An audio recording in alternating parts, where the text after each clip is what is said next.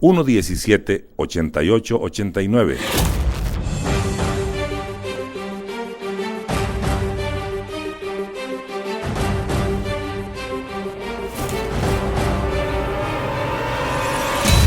Sama Producciones. Are you ready?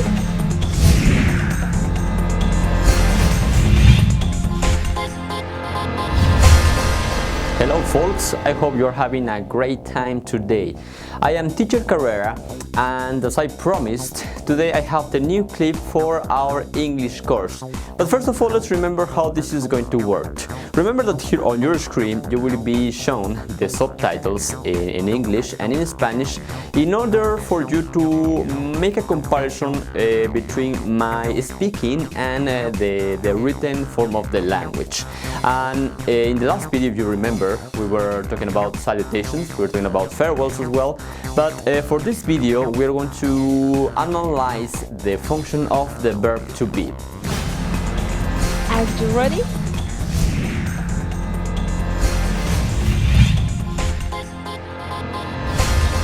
So, without any further introduction, let's analyze what the verb to be is about. Well, the verb to be in English is one of the most important verbs in this language because you can express a lot of ideas with it. And in terms of grammar, it's probably the most difficult one when it comes to the conjugation of it. Now, remember that this course is focused on Spanish speakers of the language. So, if you analyze the verb to be in terms of comparing it to the Spanish language, we may say that the verb to be represents what in Spanish is ser or estar. Now, the complex thing in Spanish is that ser and estar have very different meanings. The situation is very, very important in order to identify which verb we have to use. But in English, this doesn't occur. In English, these two verbs, ser and estar, they mean the same. There is no difference. But for the verb to be used in the spoken language, we have to pay attention to the conjugation of it. So, what is the conjugation of the verb to be? Well, for the first person, the person I, which represents yo, the conjugation of verb to be is I am. I am. Then, as one example, for example, you can say I am a teacher. In this way, you are expressing your profession, your occupation, the activity that you do. Then, for the next person, for the person you, which represents tú or usted, depending on the context, the correct conjugation is you are. You are. If you wanna see some example for this one, you may say you are an English learner or you are a student. Then for the other person, for he, for she, and for it, which are known as third persons, you have to use the conjugation is. Example, he is. He is. Or she is.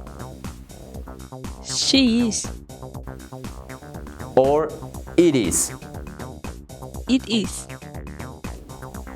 This last one, it is used for objects and animals, and by paying attention to the other third persons, he and she, you may say, for example, he is my friend, she is my girlfriend, for example, or it is a dog. I'm talking about animals.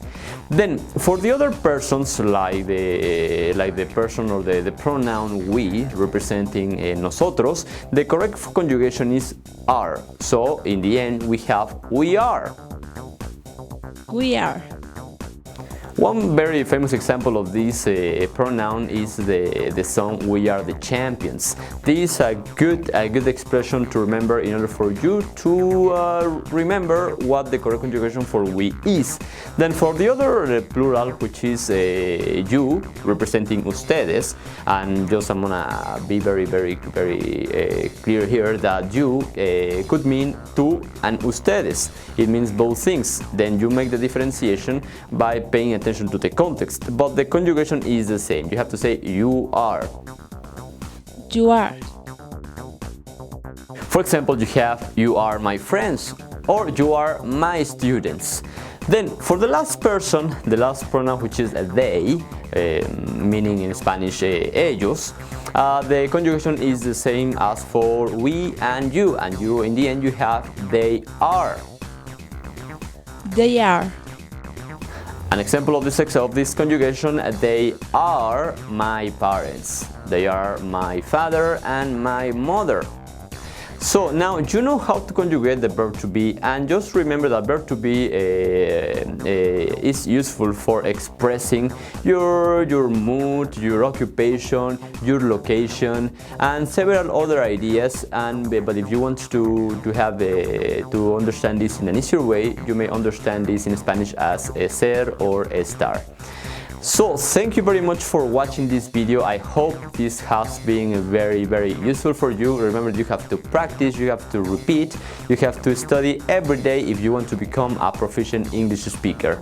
Then for our next video, I will be presenting the conjugation of some verbs, some basic verbs for starting or for beginning to be able to structure a little bit more complex ideas. So I will see you in our next video, folks. See you later.